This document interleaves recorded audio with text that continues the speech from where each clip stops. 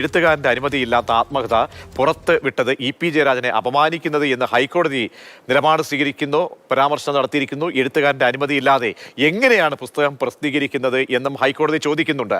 ബിനിലാണ് വിവരങ്ങൾ നൽകാൻ ചേരുന്നത്. ബിനിൽ, ഈ സംഭവവുമായി ബന്ധപ്പെട്ട റിപ്പോർട്ടൊക്കെ തന്നെ അല്ലെങ്കിൽ അന്വേഷണമൊക്കെ നടന്നുകൊണ്ടിരിക്കുമ്പോൾ കോടതിയിലേക്ക് ഇത് എങ്ങനെ ഈ വിഷയം എത്തുന്നു? അവിടെ ഹൈക്കോടതി വളരെ പ്രധാനപ്പെട്ട ഒരു ചോദ്യങ്ങൾ ചോദിക്കുകയാണല്ലോ. കാരണം എഴുത്തുകാരൻ വളരെ പ്രധാനപ്പെട്ടതാണ്. അദ്ദേഹത്തിന്റെ അനുമതി പോലും ഇല്ലാതെ ഇതിന്റെ ശകലങ്ങൾ പുറത്തേക്ക് പോകുന്നുണ്ട്.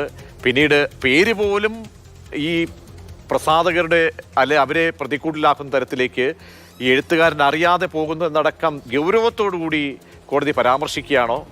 എന്താണ് മറ്റെന്തെങ്കിലും മറുപടി പോലീസിന്റെ ഭാഗത്തു നിന്നോ മറ്റോ കോടതിയിൽ ഹൈക്കോടതിക്ക് മുൻപാകെ വന്നിട്ടുണ്ടോ? ബിനിൽ,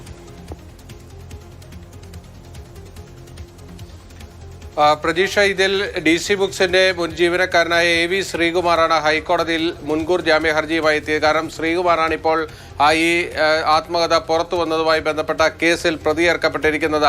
ആ മുൻകൂർ ജാമ്യ അപേക്ഷ പരിഗണിക്കുന്ന വേളയിലാണ് ഹൈക്കോടതി ഈ പരാമർശങ്ങളൊക്കെ തന്നെ നടത്തിയിരിക്കുന്നത്. കടുത്ത വിമർശനങ്ങൾ ഹൈക്കോടതിയുടെ ഭാഗത്ത് നിന്ന് വന്നു. ഇത് ഇ.പി. ജയരാജനെ അപമാനിക്കുന്നതാണ് എന്നാണ് ഹൈക്കോടതി വ്യക്തമാക്കുന്നത്. കാരണം എഴുത്തുകാരൻ്റെ ഒരു അംഗീകാരമില്ലാതെ, കരാറില്ലാതെ ഒരു ആത്മകഥ പ്രസിദ്ധീകരിക്കാൻ തീരുമാനിക്കുന്നു. ആ ആത്മകഥയുടെ ഭാഗങ്ങൾ പുറത്തേക്ക് വിടുന്നു. അതോടൊപ്പം തന്നെ ഈ ആത്മകഥയുടെ പേര് എഴുത്തുകാരനോട് കൂടി ആലോചിക്കാതെ തീരുമാനിക്കുന്നു. അതിനേക്കാൾ അപ്പുറത്ത് ഈ ആത്മകഥ പ്രസിദ്ധീകരിക്കാൻ തീരുമാനിക്കുന്ന തീയതി പോലും ഈ എഴുത്തുകാരനോട് ഒരു കൂടിയാലോചനയും നടത്തുന്നില്ല. ഇതൊക്കെ എങ്ങനെ നടക്കുന്നു എന്നതാണ് ഇന്ന് ജസ്റ്റിസ് കുഞ്ഞികൃഷ്ണൻ ചോദിച്ചത്. അത്തരത്തിൽ കടുത്ത വിമർശനങ്ങൾ കോടതിയുടെ ഭാഗത്ത് നിന്ന് വന്നു. ഇത് ശരിയായ നടപടിയല്ല എന്ന് തന്നെയാണ് കോടതി വ്യക്തമാക്കുന്നത്.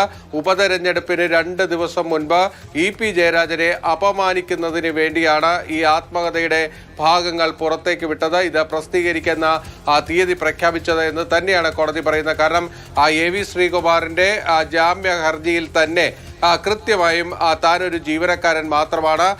ഈ ആത്മകഥയുടെ ഭാഗങ്ങൾ തനിക്ക് ദേശാഭിമാനിയുടെ ബ്യൂറോ ചീഫായിരുന്ന രഘുനാഥാണ് അയച്ചു നൽകിയത്, ഇമെയിൽ വഴി അയച്ചു നൽകിയത്. അത് പിന്നീട് പ്രസിദ്ധീകരിക്കാൻ കഴിയുമോ എന്നത് എഡിറ്റോറിയൽ ബോർഡിന് മുൻപാകെ വയ്ക്കുന്നു. ആ എഡിറ്റോറിയൽ ബോർഡാണ് ഇതിൽ തീരുമാനമെടുത്തിരിക്കുന്നത്. ഈ പേര് പോലും, അതായത് കട്ടൻ ചായയും പരിപ്പോടെയും ഒരു കമ്മ്യൂണിസ്റ്റുകാരന്റെ ജീവിതം, ആ പേര് ഈ ആത്മകഥയ്ക്ക് നിശ്ചയിച്ചത് പോലും ഇ.പി. ജയരാജനല്ല.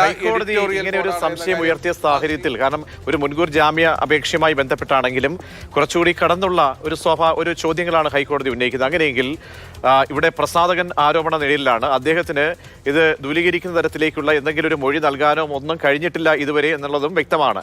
ആ നിലയ്ക്കാണെങ്കിൽ കൂടുതൽ പരിശോധനയിലേക്ക് പോലീസിന് പോകേണ്ടി വരുമോ? ഇനിയും മൊഴിയെടുപ്പും മറ്റ് വിശദാംശങ്ങളിലേക്കൊക്കെ ഈ കേസ് പോയേക്കാമല്ലേ? പ്രതീക്ഷ, ഇന്നത്തെ ഹൈക്കോടതി ഉത്തരവോടുകൂടി ഇത് ഇവിടെ തീരില്ല എന്ന കാര്യം വ്യക്തമാണ്. AV ശ്രീകുമാറിന് ഹൈക്കോടതി മുൻകൂർ ജാമ്യം അനുവദിച്ചിട്ടുണ്ട്. അതോടൊപ്പം തന്നെ ആ ഉത്തരവിൽ ഹൈക്കോടതി ഒരു കാര്യം വ്യക്തമാക്കിയിട്ടുണ്ട്: ഇതിന് പിന്നിൽ ആരൊക്കെ എന്നത് കണ്ടെത്തണം. അതായത് കൂടുതൽ പ്രതികൾ ഉണ്ട് ഇതിന് പിന്നിൽ എന്നത് കോടതിക്കും കൂടി ബോധ്യമാകുന്നു. അതുകൊണ്ട് കോടതി പോലീസിന് ആ കാര്യം കൈമാറുകയാണ്. പോലീസിൽ കൃത്യമായ അന്വേഷണം നടത്തണം. ഇതിന് പിന്നിൽ ആരൊക്കെ ഉണ്ടെങ്കിൽ അവരെ എല്ലാവരെയും കണ്ടെത്തണമെന്നാണ് കോടതി വ്യക്തമാക്കുന്നത്. കൂടുതലൊന്നും പറയുന്നില്ല എന്നുകൂടി ഹൈക്കോടതി ഈ മുൻകൂർ ജാമ്യ ഹർജി പരിഗണിച്ച വേളയിൽ വ്യക്തമാക്കുന്നുണ്ട്.